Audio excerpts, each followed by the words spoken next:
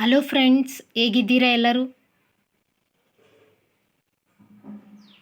ನಾಳೆ ನಮ್ಮ ರಾಷ್ಟ್ರೀಯ ಹಬ್ಬ ಗಣರಾಜ್ಯೋತ್ಸವ. ಅದಕ್ಕೆ ಹೇಗೆ ಭಾಷಣ ಮಾಡಬೇಕು ಎಂಬುದನ್ನು ಈ ವಿಡಿಯೋ ನೋಡಿದರೆ ನಿಮಗೆ ಅರ್ಥವಾಗುತ್ತದೆ. ಬನ್ನಿ ಫ್ರೆಂಡ್ಸ್, ವಿಡಿಯೋನ ಸ್ಟಾರ್ಟ್ ಮಾಡೋಣ. ಇಂದು ಗಣರಾಜ್ಯ ದಿನ, ದೇಶ ಪ್ರೇಮ ಇಮ್ಮಡಿಗೊಳಿಸುವ ದಿನ, ನಾಡಿನ ಇತಿಹಾಸ ನೆನೆಯುವ ದಿನ ಮತ್ತು ಭವಿಷ್ಯದ ಚಿಂತನ ಮಾಡುವ ದಿನ.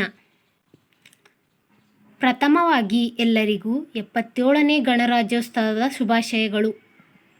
ಈ ಸಮಾರಂಭದಲ್ಲಿ ಹಾಜರಿರುವ ಗಣ್ಯರೇ, ಗುರುಗಳೇ ಹಾಗೂ ಪ್ರೀತಿಯ ವಿದ್ಯಾರ್ಥಿಗಳೇ, ಈ ದಿನ ಸಂವಿಧಾನ ಜಾರಿಯಾದ ದಿನ ಮತ್ತು ಈ ವರ್ಷದ ಮೊದಲನೇ ರಾಷ್ಟ್ರೀಯ ಹಬ್ಬವೂ ಹೌದು.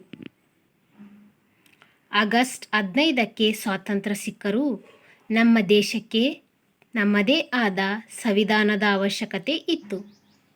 ಅದಕ್ಕಾಗಿ ಕ್ಯಾಬಿನೆಟ್ ಮಿಷನ್ ಆಯೋಗದ ಪ್ರಕಾರ ಸಂವಿಧಾನ ರಚನಾ ಸಮಿತಿ ರಚಿಸಲಾಯಿತು.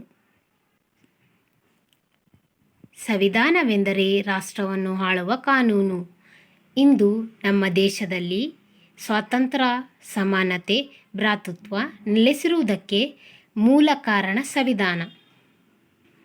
ಡಾಕ್ಟರ್ BR ಅಂಬೇಡ್ಕರ್ ಅವರ ಅಧ್ಯಕ್ಷತೆಯಲ್ಲಿ ಸಂವಿಧಾನ ಕರಡು ಸಮಿತಿಯನ್ನು ರಚಿಸಲಾಯಿತು.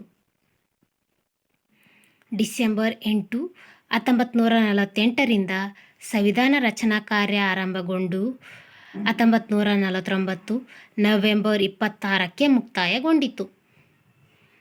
ನಮ್ಮ ಸಂವಿಧಾನ ರಚಿಸಲು 2 ವರ್ಷ 11 ತಿಂಗಳು 18 ದಿನಗಳ ಕಾಲಾವಧಿ ತೆಗೆದುಕೊಂಡು ಅಂದಾಜು 604 ಕೋಟಿ ರೂಪಾಯಿ ವೆಚ್ಚವಾಯಿತು. ಸಂವಿಧಾನ ಜಾರಿಗೆ ಬಂದ ದಿನ 26 ಜನವರಿ 1950. ಲಾಹೋರ್ ಅಧಿವೇಶನದ ಸವಿ ನೆನಪಿಗಾಗಿ ಸಂವಿಧಾನ ಜಾರಿಗೆ ಬರುವ ದಿನವನ್ನು 2 ತಿಂಗಳ ಕಾಲ ಮುಂದೂಡಲಾಯಿತು. ಇಂದು ನಾವೆಲ್ಲರೂ ಗೌರವದಿಂದ ಬಾಳಲು ಸಂವಿಧಾನವೇ ರಕ್ಷಾ ಕವಚ. ಗಣರಾಜ್ಯವೆಂದರೆ ರಾಷ್ಟ್ರದ ಮುಖ್ಯಸ್ಥನು ಜನರಿಂದ ಪ್ರತ್ಯಕ್ಷ ಅಥವಾ ಪರೋಕ್ಷವಾಗಿ ಆಯ್ಕೆಯಾಗಿರಬೇಕು.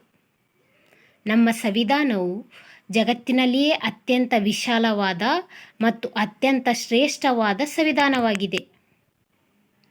ನಮ್ಮ ಸಂವಿಧಾನ ರಚನೆಯಲ್ಲಿ ಡಾಕ್ಟರ್ BR ಅಂಬೇಡ್ಕರ್ ಅವರು ಮಹತ್ವದ ಪಾತ್ರವನ್ನು ವಹಿಸಿದರು. ಅದಕ್ಕಾಗಿ ಅವರನ್ನು ಸಂವಿಧಾನ ಶಿಲ್ಪಿ ಎಂದು ಕರೆಯುತ್ತಾರೆ. ನಮ್ಮ ಸಂವಿಧಾನ ರಚನೆಯಲ್ಲಿ ಪ್ರಮುಖ ಪಾತ್ರ ವಹಿಸಿದ ಎಲ್ಲರನ್ನೂ ಸ್ಮರಿಸುತ್ತಾ ಸಂವಿಧಾನದ ಆದರ್ಶ ಮತ್ತು ತತ್ವಗಳನ್ನು ಪಾಲಿಸುವುದು ನಮ್ಮೆಲ್ಲರ ಆದ್ಯ ಕರ್ತವ್ಯವಾಗಿದೆ.